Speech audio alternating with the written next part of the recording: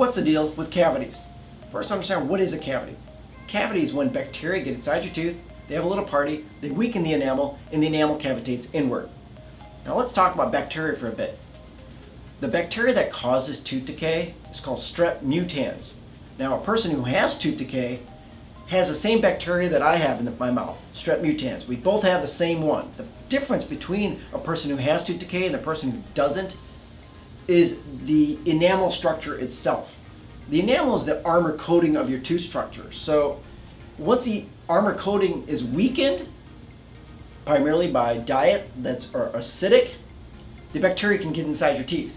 Now we have to understand, well, your teeth, how did that happen? Your teeth are made of calcium phosphate primarily, all right? It's a mineral. So your teeth, you have to think about it, are like pieces of coral.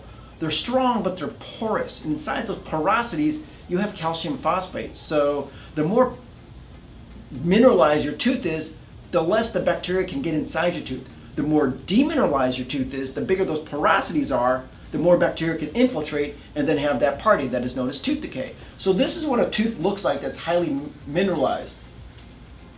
So when you take a microscope and you take a look at your enamel, your tooth again is made of billions of holes known as tubules or porosities. And those porosities, in this case, they're filled in with calcium phosphate. This is what you want. This is what my teeth are like, highly mineralized.